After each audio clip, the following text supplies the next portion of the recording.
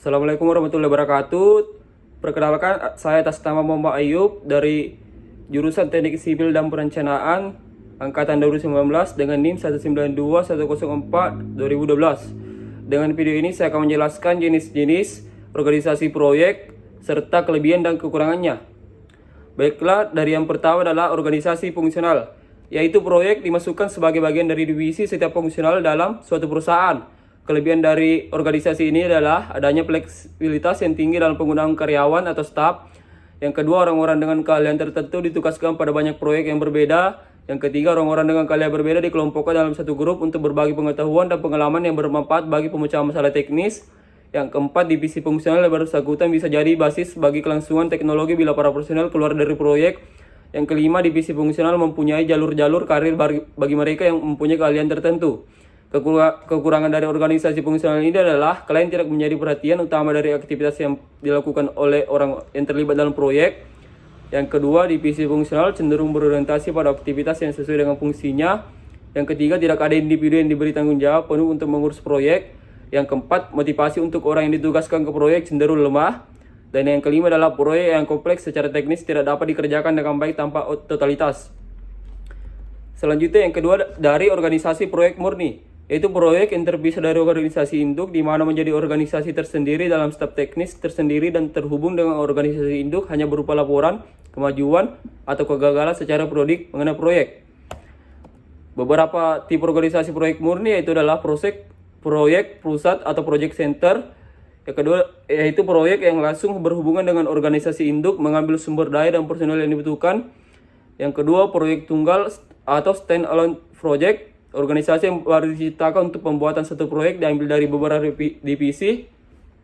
Yang ketiga adalah proyek perbagian atau partial proyek. Proyek ini dibuat untuk mengembangkan produk hasil dari hasil proyek. Sebelumnya, manajer proyek bertanggung jawab atas pengawasan aktivitas yang dilakukan oleh divisi fungsional lainnya.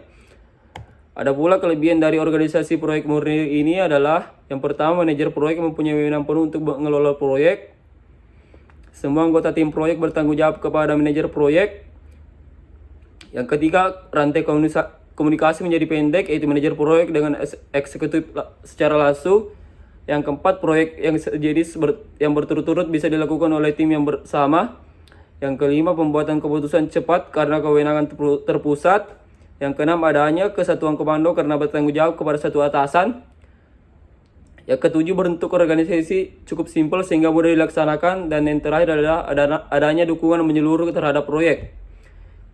Kekurangan dari organisasi proyek murni ini adalah bisa terjadi duplikasi usaha dan fasilitas jika terjadi banyak proyek. Yang kedua, struktur ini tersendiri menambah biaya yang cukup mahal untuk organisasi induk.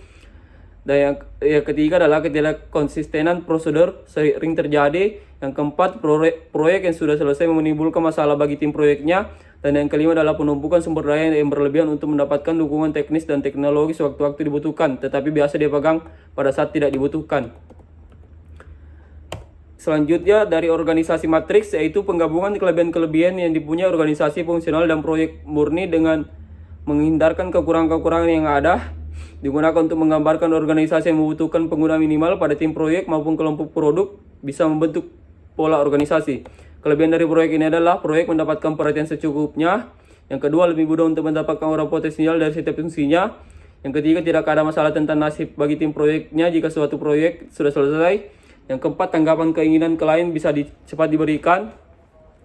Yang kelima, konsisten terhadap kebijaksanaan atau prosedur dari perusahaan induk terjaga. Yang keenam, distribusi sumber daya lebih seimbang. Yang ketujuh, mampu untuk mencapai tingkat organisasi yang diperlukan untuk menjawab tuntunan ganda lingkungan. Yang kedelapan, dapat memanfaatkan karyawan secara fleksibel. Yang kesembilan, sesuai untuk pengambilan keputusan yang sifatnya rumit serta lingkungan yang tidak stabil. Yang ketujuh, sangat sesuai untuk organisasi ukuran sedang.